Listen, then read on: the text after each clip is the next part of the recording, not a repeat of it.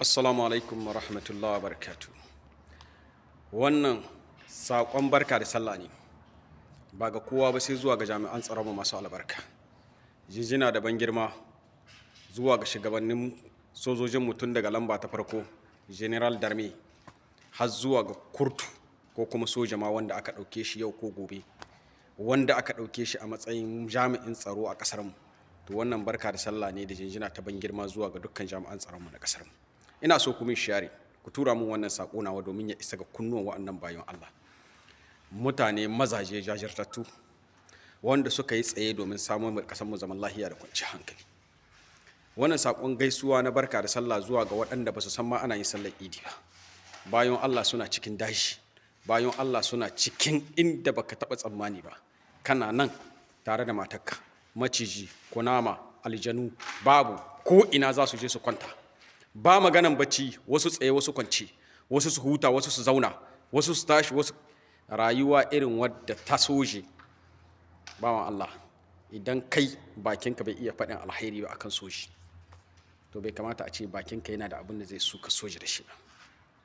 Kana gidanku tare da iyalinka da matarka cikin AC, cikin rayuwa, cikin abin da ka ga dama, ko ka kunna fanka iya abin da Allah kore ma ka more, amma shi yana cikin duhu bai ma bukata hasken.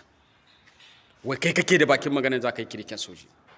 Soji ma'aikacin ƙasanmu na Nijar, tun daga polis gendarme guard, bayan Allah suna tsaye ya za a yi domin Nijar ta kwanta lahiya, domin 'yan Nijar su yi bacci a cikin aminci.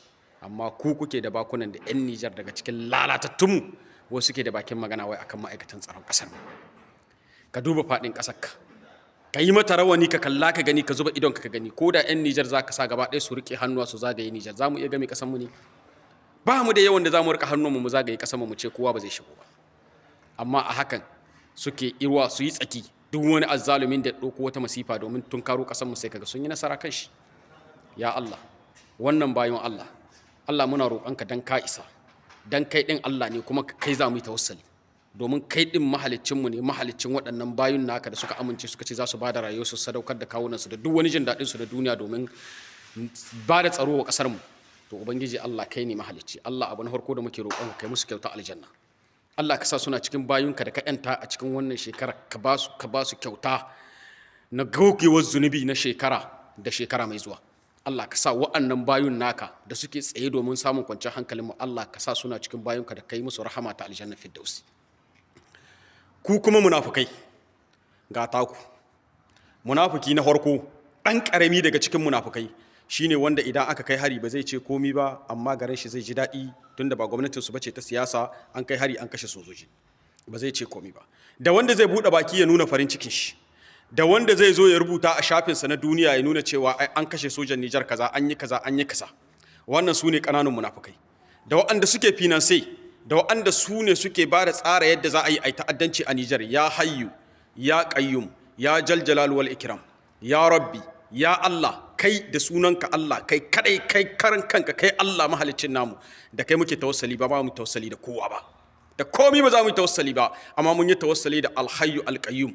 Ya Allah, kai din mahalicinmu ne, kai muke roƙo, dan ka isa muke roƙonka, dan muna da yaƙinin kai ne kai yi munafukan, ka san su kuma ka fi mu sani su.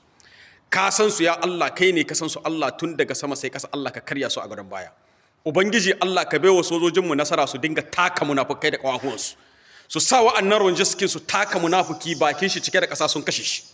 Allah, duk wanda yake da niyya ta ta'addanci a Nijar, ya Ubangiji Allah ka san shi ko a ina yake a faɗin duniya, Allah ka ruguza shi. Allah ka sanya firgici da tsoro a cikin ƙasar zukatansu, su zamanto kullun ƙasar Nijar ta zama musu tashi hankali, har su ji suna neman yadda za su yi su daina tunkarar Nijar da masifa, saboda ba za su taɓa samun kwanciyar hankali ba. Ya Allah ka hana su kwanciyar hankali. Allah ka haɗa su da masifa da bala'i. Duk wanda yake neman ƙasarmu da shari, ko yana cikin Nijar, ko a ina yake, ko a gwamnati, ko a me yake, ko wani irin makami yake da shi, ya Allah ka san shi, Allah ka ruguza shi. Allah ka tarwatsa tsinannu, Allah ka tsine musu albarka, da su da zuri'o'insu da waɗanda suke da niyyar shirya, Allah ka shirya da su, wanda ba za su shirya ba Allah ka san su, Allah ka karya su karya ga wuya, wanda ba za su ƙara rayuwa ba a duniya, ba za su ƙara amfanuwa ba da komai. Sun ci arzikin Nijar, sun ci arzikin 'yan Nijar, amma kuma su ne suke nan suna bin 'yan Nijar da masifa. Kun zo kun yi siyasa, kun yi wa mutane ƙarya, kun yaudare su a ƙauyuka, an zo an ba ku makamai, kun samu kuɗi, yanzu kun koma ƙasashen waje kuna zaune don cin amana da zalunci. Wai ku kuke kiran 'yan ta'adda wai su kai hari.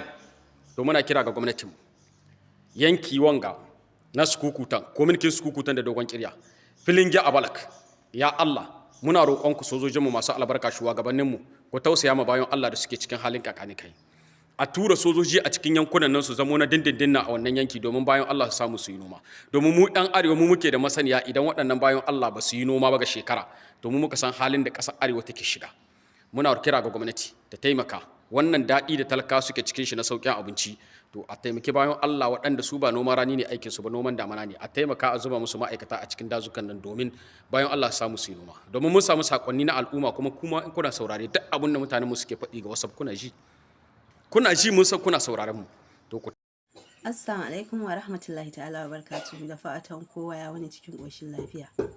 Yau ina fama da mura da matsanancin zazzabi amma da na yi karo da maganan wata kawai sai na ji ba zan iya haƙuri ba wallahi sai na fito na yi raddi. Wai ya kamata a fara hukunta duk wani ɗan Najeriya da yake fitowa yake goyon bayan shugaban ƙasar Nijar wato General Chali. Wato shi General Chali da kike magana akai dole ne mu yabe shi kuma dole mu bi bayansa. Wai kina magana akan kishin ƙasa. Wani kishin ƙasa da ya rage mana yanzu? Kishin ƙasan me zamu yi? Wani ƙasan da ake zaluntar mu ne da mu mata kishi?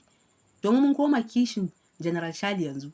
Shi muke kishi. Idan in kun ji haushi ku sa shugaban ƙasanku ya mana adalci.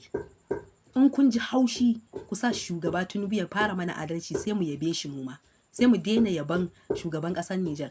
Shugaban ƙasar Nijar ai shi namiji ne. Namiji ne kuma mai gaskiya kuma mai son gaskiya kuma adali ne kuma mai kyautata wa talakawansa. A da 'yan Nijar suke shigowa Najeriya gudun hijira. Muna taimakon su muna musu gori. Amma a yanzu 'yan Najeriya suke guduwa Nijar su fake. Suna gudun hijira a Nijar. To kuma sai mu ce me? Ai wannan shugaban ƙasa mutum ne mai adalci kuma wallahi muna goyon bayan shi. Yanzu muka fara goyon bayan General Chali.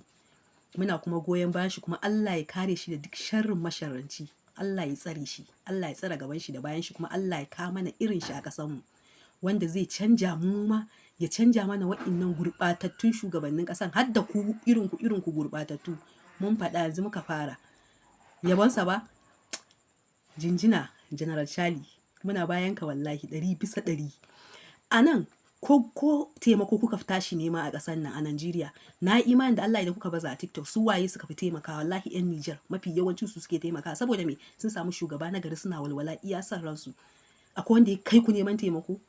Ba wanda ya kai mu neman taimako a ƙasar nan amma kuma wai har kina da bakin wai a hukunta a fara hukuntawa kishin ƙasar kaniyar kike da kishin ƙasar kaji fiskanta kamar nawa anan wani wai a hukunta.